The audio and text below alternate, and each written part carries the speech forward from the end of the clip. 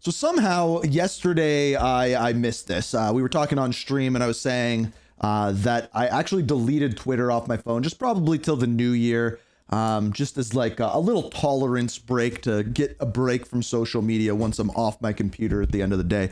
And a huge thing came from Activision, the Call of Duty team as they're calling it. And essentially, it's an apology. And right away at the beginning of the stream, you guys showed me this one. But here it is. It came in the form of a blog post, and I'm kind of surprised this actually happened. So we're going to read right through it and take some breaks to be like, okay, what are they actually saying here, and read between the lines. So it says here, a message from the Call of Duty team. First off, thank you for all of the feedback we have received over the last few months. Call of Duty has enjoyed a long-standing success because of all of you, a passionate community that demands excellence and deserves nothing less. We also know that for some of you, the franchise has not met your expectations fully. To be very clear, we know what you expect, and rest assured we will deliver and over deliver on those expectations as we move forward. I wish they would have gone into that and said, this is what we think you expect, because then we could respond to that, and then we could be like, okay, well, this is what we actually look like. So the biggest thing for me is good story, good campaign, build a world, great multiplayer built off of that world with great progression, great things like that.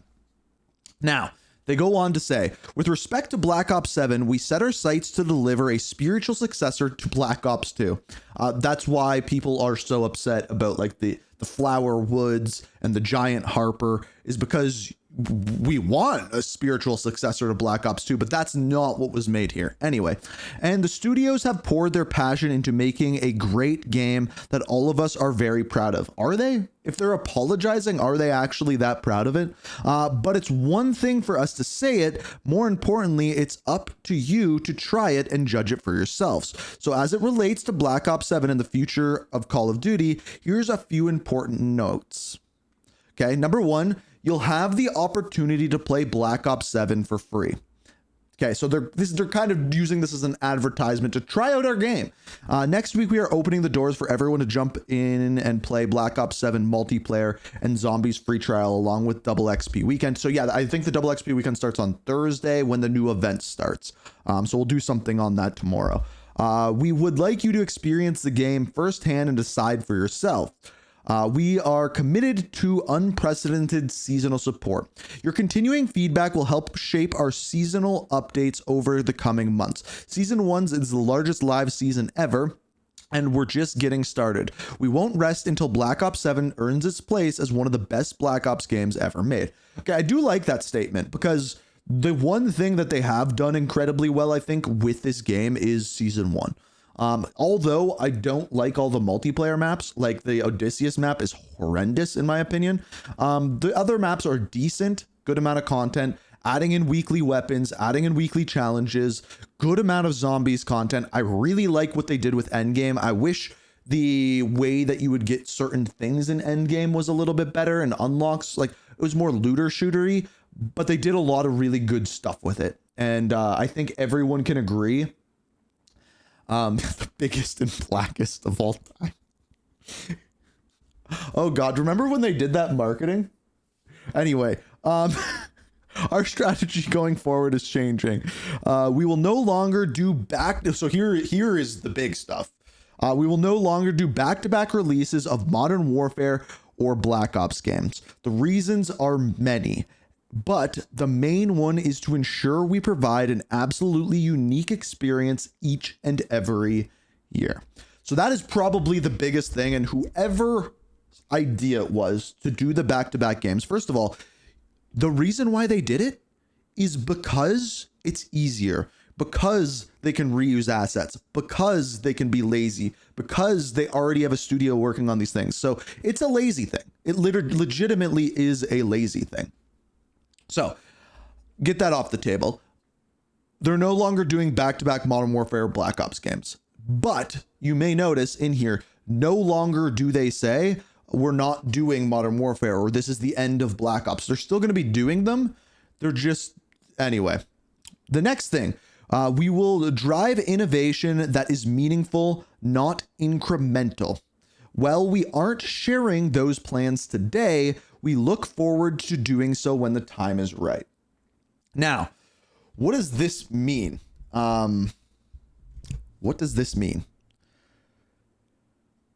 Meaningful, not incremental. So in other words, bigger jumps from game to game is, I'm assuming, what is going on. So first things first, I think Charlie Intel actually tweeted about this yesterday, but next year's Call of Duty is set to be the next Infinity Ward, next Modern Warfare game, which is going to be the first game, and we talked about this the other day. It is going to be the first game that is on only next-gen consoles. In other words, PlayStation 5 and Xbox Series X, no PlayStation 4, nothing like that. So there should be a pretty big jump graphically. There should be a pretty big jump audio-wise, and there should be a pretty big jump gameplay-wise. That is, I think, what they're hinting at there. And I think the word that they should have used that people actually want, if they're going with the first statement there, is they should have used the word, not influential. Now I lost the word. So how am I even supposed to say it? Innovation. Innovate on the next game. Something new, not something. If you look at the camos system this year, the camo system that they did this year is not new. It's a better system of what they had in Black Ops 6. So that is what they mean by incremental and not meaningful. Meaningful would feel like a new game. Incremental feels like a new iteration. I hope am I making sense? Does that make sense? Am I making sense? Anyway, there is one final statement here. To be clear, the future of Call of Duty is very strong, and we believe our best days are ahead of us given the depth and talent of our development teams. We have been building the next era of Call of Duty, and it will deliver precisely on what you want, along with some surprises that push the franchise and genre forward. We are looking forward to welcoming you in, listening to you, and moving forward together. Just to be clear, where they says that push the franchise and genre forward, I am pretty sure they're referring to DMZ. Just like throwing that out there. Am I crazy that, like, when you read that, that's what they're talking about? Just because of what we know, like, we know they're going to do multiplayer, we know they're going to do zombies, and when they're talking about pushing the franchise forward, I would assume it means an update to their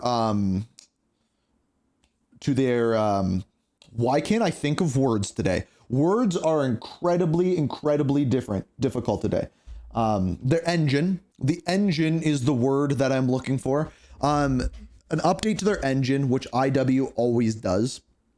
And then I'm assuming an updated mode or thing that's new, similar to what they did with Warzone, where they took a new genre and added it to the Call of Duty branch. And I'm assuming that's extraction shooter. And I'm assuming that that's DMZ too, or DMZ. You know what? They're probably just going to call it DMZ, because DMZ, technically, if you look at any, when I've taken surveys from other companies to be like, should you work on this, like work with this game or not? They always write DMZ as Call of Duty DMZ beta and not just DMZ. And I have to think that there's something behind that. But yeah, it's an apology, a very vague apology. The cool thing is that basically what they're committing to here is they're basically saying that season 1 is going to be the standard for what we can expect throughout the rest of the year. And that's pretty cool. I really like that. I like the fact that we're already getting an event this week, as well as a double XP weekend, as well as free-to-play weekend already. And I'm hoping that this event is going to be good on Thursday. I don't know if we've seen how exactly it's going to work yet, but yeah. Interesting comment there from Colin. 2 different engines would be better. So we talked about this the other day. This is what I'm going to end the video off with. One of the reasons why Treyarch games always felt different than Infinity Ward games is because up until Cold War, they were on different engines. And having those games in back-to-back years would make you feel like each year you were playing something new. Now, it's not just the engine. And this is where we have to be very, very clear. Starting with Modern Warfare 2019, Call of Duties were no longer just developed by Treyarch. Like if you look at Black Ops 4, like right before Modern Warfare 2019, that game was Treyarch. Treyarch made the campaign with maybe a little bit of help. Treyarch made the multiplayer. Treyarch made the zombies. There was no campaign in that game. I meant Blackout. But Treyarch did all of that. After that, well, Infinity Ward comes out with Modern Warfare 2019, and then Cold War, you have Raven making the Raven making the campaign, Raven making Warzone.